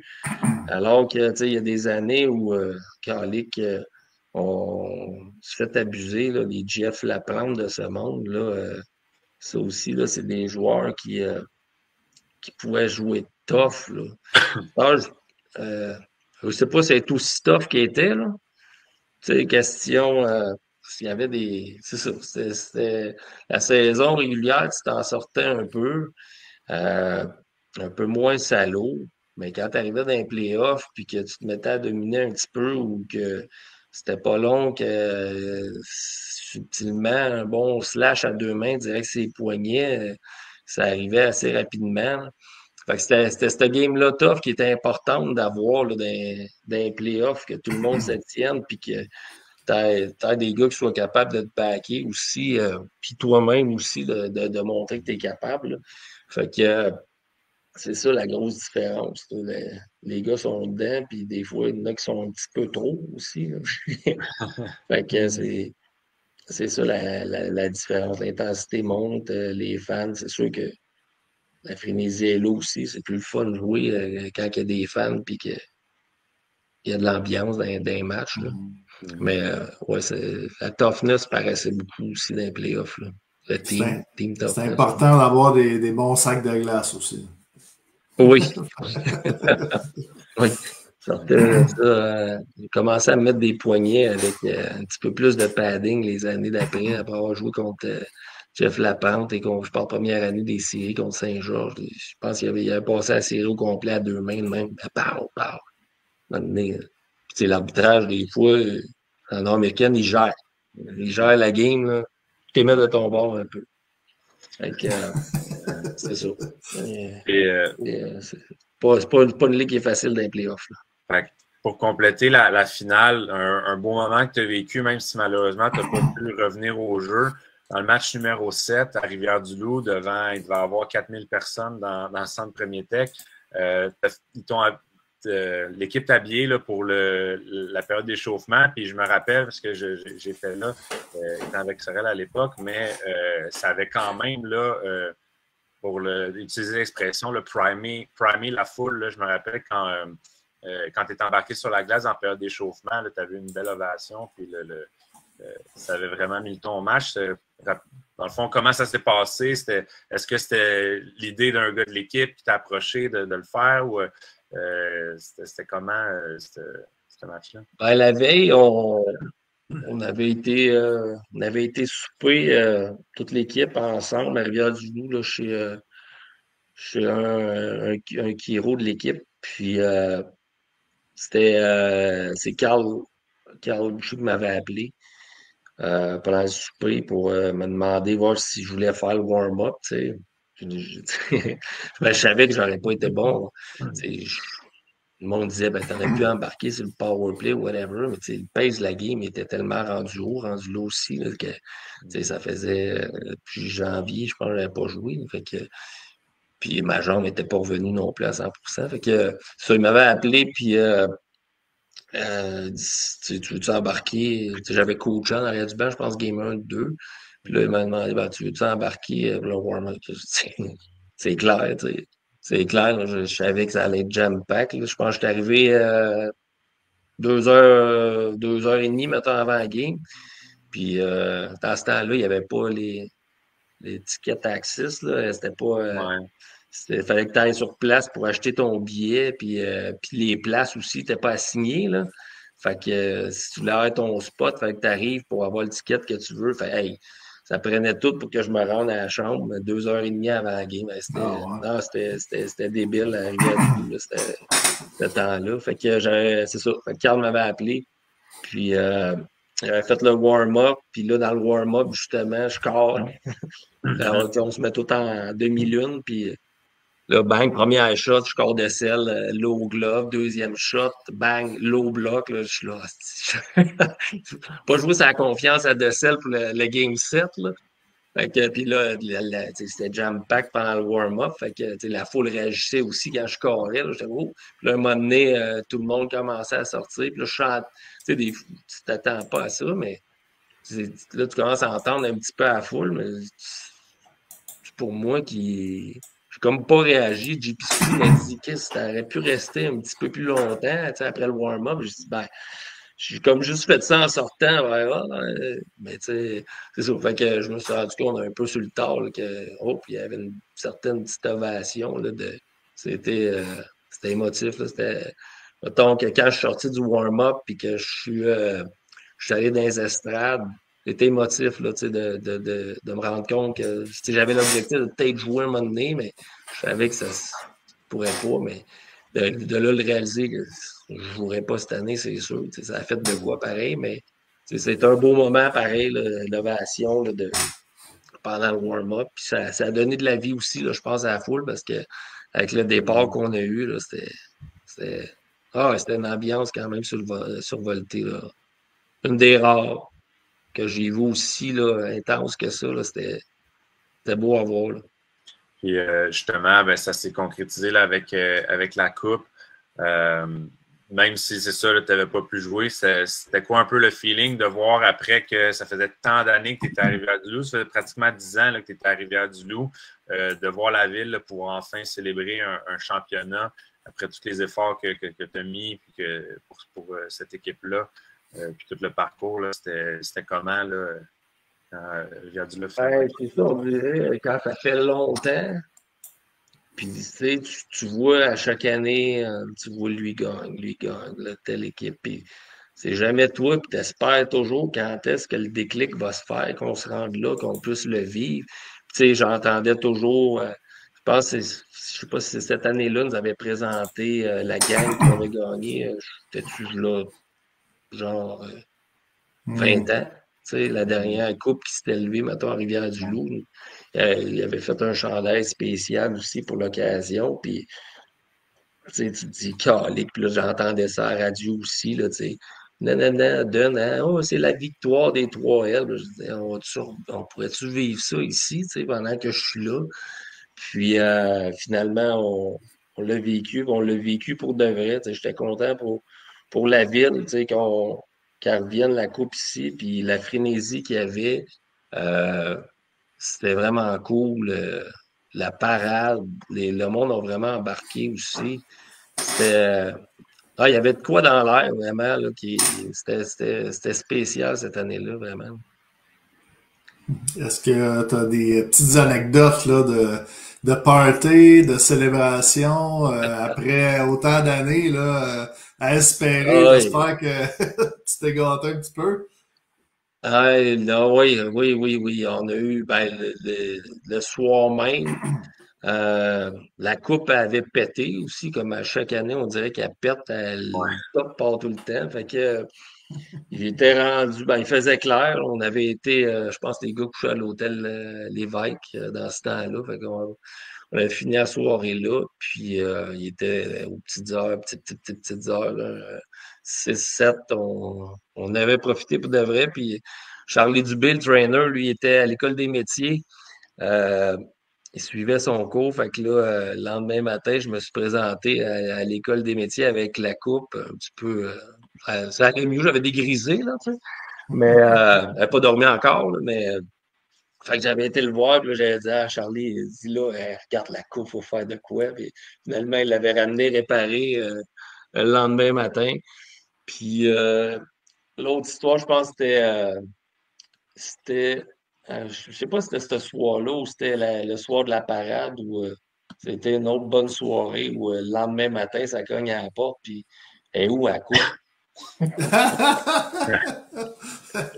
Ah, là, et où à coupe? Attends un peu, là. On va regarder dans la piscine, on va regarder. On va faire le flashback de notre soirée, par où est-ce qu'on est passé, puis finalement, on a fini par le retrouver, là, mais il avait vraiment été oublié dans un after party. Fait que, on l'a retrouvé. Let's go. À une autre place que où ce que vous dormiez, là, dans le fond. À une place que vous aviez fait un arrêt. Là. Vous aviez oublié la coupe là-bas. Ouais, c'est ça. Ben, c'était comme le dernier petit stop. Puis là, ben, je pense qu'il n'y avait plus grand monde qui. C'est ça. Il était le temps qu'on aille se coucher. Bon, ça a comme tombé dans l'oubli de. Je sais pas. Je n'étais pas le dernier parti de là. Fait que je sais pas c'est la faute à qui, mais c'était pas moi le dernier. C'est ça. T'es pas obligé de sauver personne. Ça va être un slide. C'est slide. Bon. Il a lancé son ancien coéquipier en dessous du boss. Non, ouais, c'est ça. Je vais être content de l'entendre. On pourrait peut-être y aller, Dave, avec les petites questions à rafale. Je vois que le temps avance. Finalement, Chad, t'as plus de choses que tu pensais. Arrêtez de parler. Bon, on va terminer, finir tout le temps là, avec des petites questions à rafale là, pour en apprendre à mieux te connaître. Donc, première chose qui te vient en tête, tu réponds. Ton premier souvenir de hockey, première fois que tu aurais mis des patins quand tu étais petit gars ou joué avec un bâton de hockey? J'ai toujours le souvenir d'une photo que le patinage artistique, là, je pense qu'on commençait de même, puis que tout le monde avait les doigts de même ou de moi de même, puis moi j'avais les doigts tout croche, je n'avais pas suivi la consigne. Tu as un peu souvenir à Grimby. D'ailleurs, je suis retourné en fin de semaine passée, c'est là que j'ai mes souvenirs de début de joueur de hockey là, à Léonard Grondin. C'est souvent là les débuts, mais je venais aussi beaucoup à Marieville là, de novice. Midget aussi. Midget 2A, c'est un tournoi que j'allais toujours voir à chaque année. Depuis que j'étais jeune, pendant le temps des fêtes. Puis quand j'étais arrivé Midget 2A, ben, on l'a remporté. C'était un des bons highlights là, de mon hockey mineur, là, de Midget 2A, de remporter ce tournoi-là à Marieville, là, en prolongation d'ailleurs, aussi en finale. Là. Fait que ça a été un bon souvenir là, de hockey mineur. Avec les 3L, tu avais le numéro 15. Est-ce que tu avais un numéro fétiche et si oui, c'était quoi la raison? Ben, j'avais le 8 un petit peu à un moment donné. Après ça, midget, j'ai eu le 66, ça a bien été. Puis je sais quand je suis arrivé en Alberta, ils m'ont donné le 15. Puis ça avait quand même bien été, première saison. Puis deuxième saison, j'avais vraiment une grosse saison. Puis j'ai gardé le 15 depuis, je pense, la première année, je suis arrivé à Rivière-du-Loup. Il restait, je pense, le 72. Puis l'année d'après, il m'avait demandé. Puis j'avais switché au 15. Puis ça a toujours été le 15 ou le 8. Là. J'avais le 8, je pense, en France parce qu'il y avait quelqu'un qui avait le 15. Là. En fait, ton idole au hockey? Pardon? Ton idole au hockey, ton joueur préféré? Joueur préféré? J'en ai eu plusieurs. On dirait que j'ai switché. On a eu Jocelyn Thibault, qui était le go. On l'avait rencontré quand on était jeune, là, on avait été au glissade avec. Là, mon père travaillait, je pense, avec le beau-père à Jocelyn Thibault. Fait qu'on connaissait sa blonde à lui. Fait qu'on avait été au glissade d'eau, je pense que j'avais une douzaine d'années. Fait que c'était un idole, là, puis en plus, il avait été changé à Montréal. Fait que c'était un joueur sur qui on a trippé, un gardien de but, on a trippé pendant un bout, là, juste.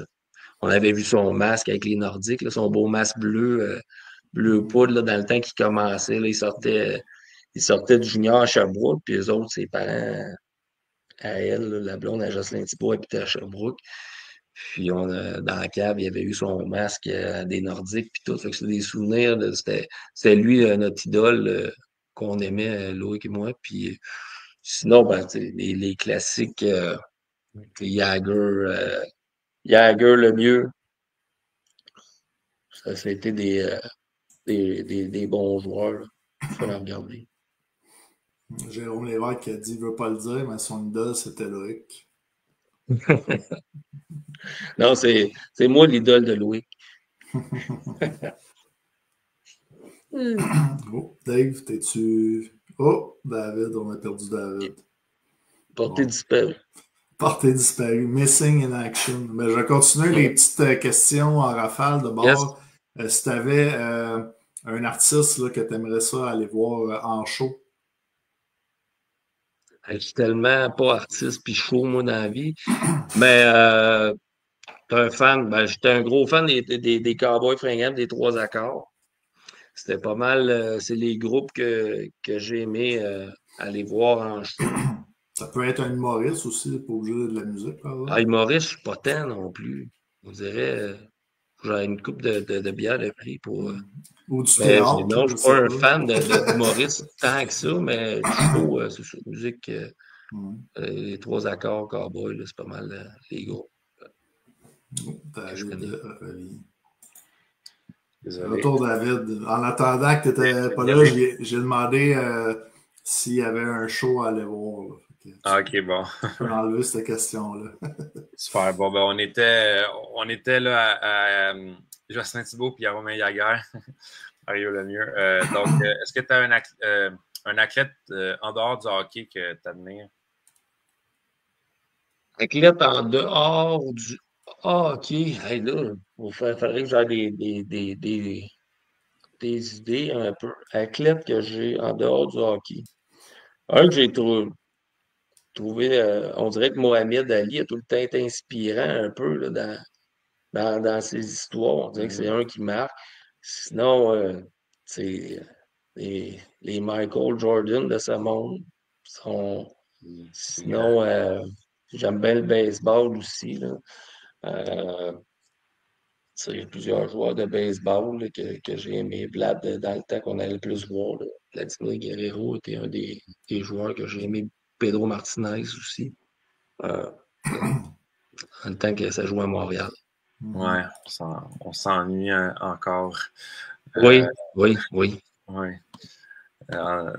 Est-ce que tu avais une routine avant-match ou des petites superstitions? Faut pas trop j'en parle, on avait trop. Ouais, c'est ça. Tu pognes des habitudes, t'arrives à 2 heures, tape ton bâton. J'avais toujours le même stretch un peu. Commençais toujours à m'habiller côté gauche en premier. Je mangeais toujours la même affaire avant les games à la maison plus. Là. Prenais le même bol pour faire mes pâtes, ma blonde. C'est ça. Je trouvais ça lourd un peu des fois. Là. Je pense que c'était une autre des questions à Dave, ça, le repas avant le hockey. Fait que tu peux enlever cette question-là aussi, je pense, Dave. Les pâtes avant le game. Ouais, non, c'était préféré, la question. Okay. Ouais, c'était un bon vieux. Macaroni hockey à cette heure, il est bien populaire avec les enfants aussi. Là. Fait qu'un bon sauce Elmer avec 2 tranches de fromage, un petit peu de sel oignon là-dedans, de macaroni. Le tour est joué.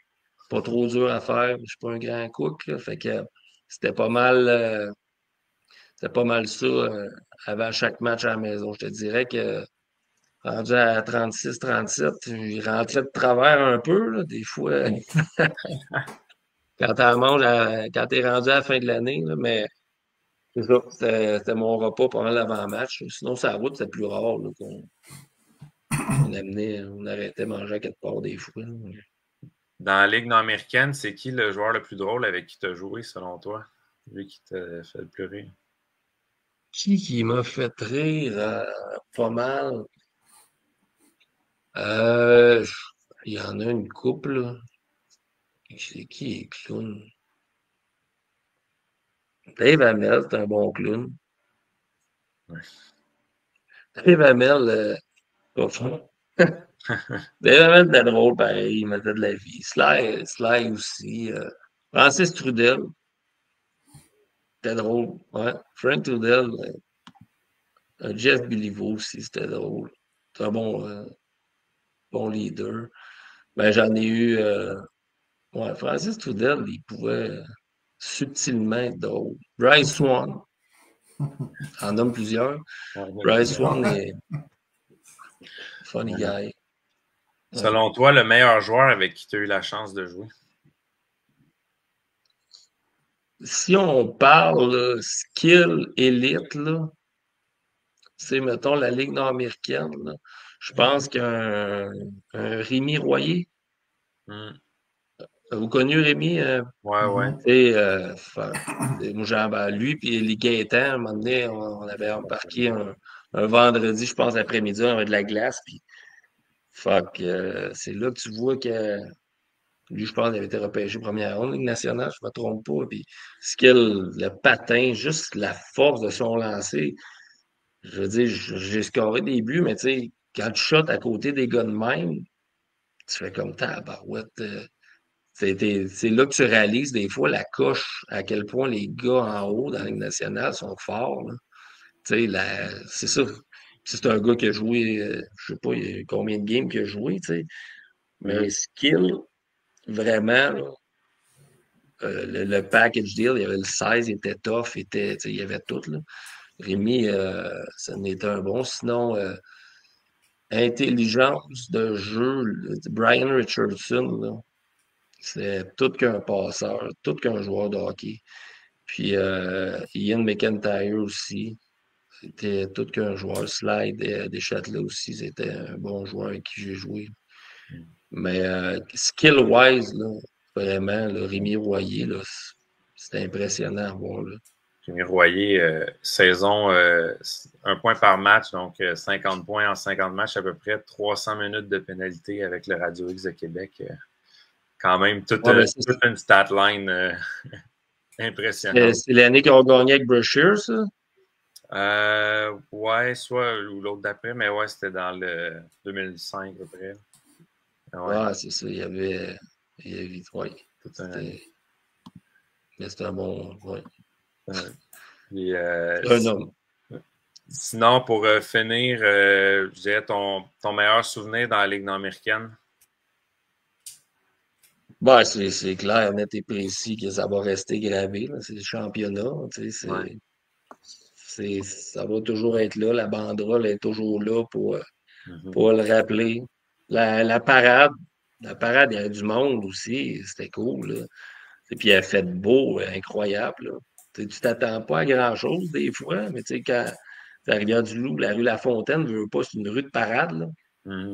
Elle est quasiment faite pour ça, en montant un petit peu. Puis là, tu as le petit parc en haut, puis le parc, il y avait du monde incroyable aussi. Fait que c'était. Juste remémorer aussi les buts, l'ambiance qu'il y avait quand Villemar scorait, Trudel. Juste embarquer, aller me changer pour embarquer sur la glace après. Là, tu veux pas jinxer non plus, là, mais c'est ces petits moments-là là, qui ramènent des émotions. Mais ouais, sans contredit, là, c'est clair que c'est le plus beau souvenir que j'ai dans la Ligue nord-américaine. En terminant, Chad, la Game 2 là, à Rivière-du-Loup, il y avait 2158 personnes, 2908 Game 4. Tu parlais d'ambiance à Rivière-du-Loup. Je te demanderai pas dans la finale pour quelle équipe tu prends, mais si tu avais peut-être un petit message là, aux partisans pour venir encourager l'équipe. C'est clair qu'ils peuvent faire la différence. Hein. Fait que puis le match que je suis allé, il y avait de la vie, là. Il y a de la vie commence à. Moi, j'espère juste qu'il remporte le prochain match aussi. J'ai l'impression que peu importe, même s'ils perdent, là, mais s'ils réussissent à remporter le match 5, puis avoir la chance de remporter la Coupe à Rivière-du-Loup un vendredi soir, et ça pourrait être une ambiance quand même assez impressionnante, d'après moi, là. Puis même s'ils perdent, il va y avoir du monde autant. Là. Je pense que rendu là, c'est la dernière. Là. Ouais. Fait que, mais tout ce que je souhaite, c'est qu'il puisse avoir la chance de le remporter encore à Rivière-du-Loup. Surtout, je le souhaite à Tristan de lui-ci le vivre. Là. Tellement un bon Jack, tellement un bon leader, une espèce de bon défenseur. Je le regardais jouer. Puis, et s'il n'est pas capitaine non plus de cette équipe-là pour rien, il représente bien Rivière-du-Loup. Je souhaite de pouvoir vivre ça à Rivière-du-Loup. Puis il le mérite. Puis même si c'est à Sorel, il doit de. Ça va faire pareil, il va être aussi content, je suis sûr, mais il y a un petit cachet spécial pour qu'il remporte ça à Rivière-du-Loup, ça serait le fun. Vous autres, c'est quoi vos prédictions? Nous autres, il ne faut pas se mouiller. On ne se mouille pas. Ah, vous n'avez pas le droit de vous mouiller, hein, vous autres? Ça le Vous n'avez fait. pas le droit de vous.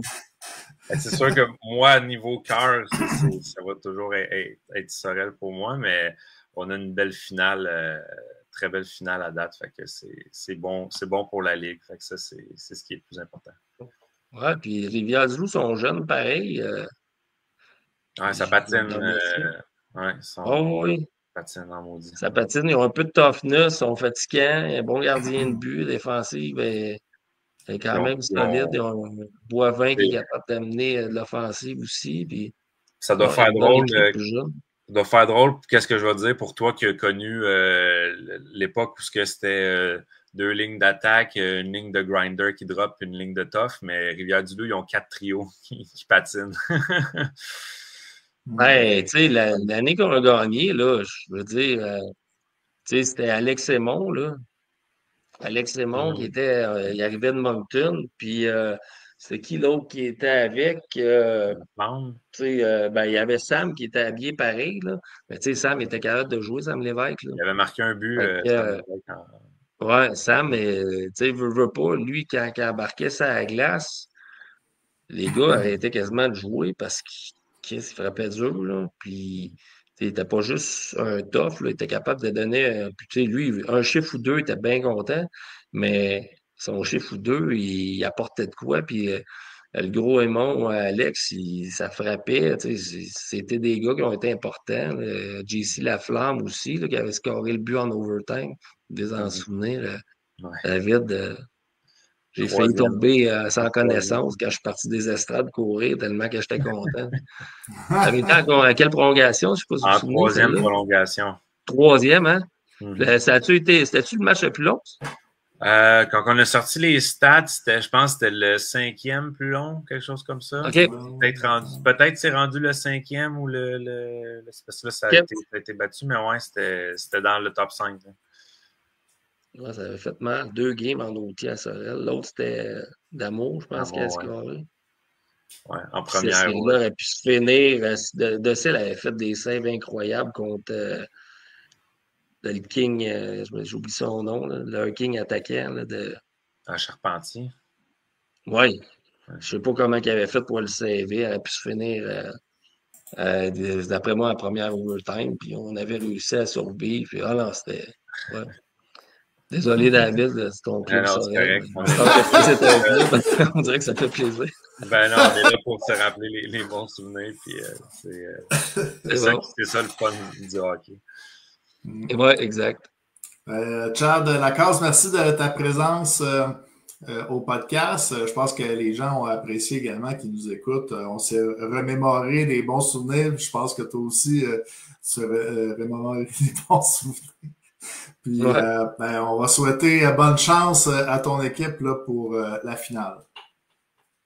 Merci de m'avoir accueilli, puis bonne soirée. Puis on va essayer de suivre cette finale-là au Rivière-du-Loup. Salut, Chad, bonne soirée. Salut, merci. Salut. Bye. Donc, Chad Lacasse, la légende des 3L de Rivière-du-Loup qui était avec nous. Donc, peut-être se remémorer, David, on en a parlé en début de show, là, mais on va savoir là, qui va gagner à la fin du week-end. Les parties là, sont prévues pour quand? Oui, donc match numéro 5 demain à Sorel-Tracy, 20h. Match numéro 6, vendredi soir à Rivière-du-Loup, 20h également. Donc, vendredi, il y a une des deux équipes qui aura la chance de soulever la coupe. Puis, si ça sera en 7, match numéro 7, dimanche à 15h à Sorel-Tracy. Donc, tout se joue en fin de semaine. Fait que ça va être bon. Puis, j'ai hâte de voir ce que ça va donner demain à Sorel, puis ensuite de ça à Rivière-du-Loup. Moi, je vais faire le voyage vendredi à Rivière-du-Loup. Peu importe ce qui arrive jeudi, j'ai déjà, de toute façon, il fallait acheter son billet d'avance parce que il n'en reste plus ou il reste juste des places debout là, déjà. Fait que non, j'ai déjà ma place de réservée. Fait que peu importe qui a la chance de gagner vendredi, je vais être là. Puis, sinon, s'il y a un match dimanche, je vais être là également. Mais non, ça va être toute une fin de semaine pour finir la saison. Bon, les gens qui nous écoutaient, faites comme Dave, achetez votre billet d'avance, que vous soyez à Sorel ou à Rivière-du-Loup, parce que ça part vite. On avait lancé la semaine dernière, en plus, là, la petite guerre là, de qui va avoir plus de personnes dans son aréna. Donc, ça tient encore. On se présente dans un aréna de près de chez nous. On va avoir là, la conclusion bientôt. Il reste que du bon hockey, là, du bon hockey en perspective. Et ça commence jeudi. Et voilà. Yes. Bonne fin de finale à tout le monde. Bonne fin de saison. Puis, yes. Que le meilleur gagne. Que le meilleur gagne. Merci à Chad Lacasse d'avoir été là ce soir avec nous et aux nombreux partisans là, qui nous ont écoutés. Et on se souhaite du bon hockey. Faites attention à vous au retour à la maison. Au revoir.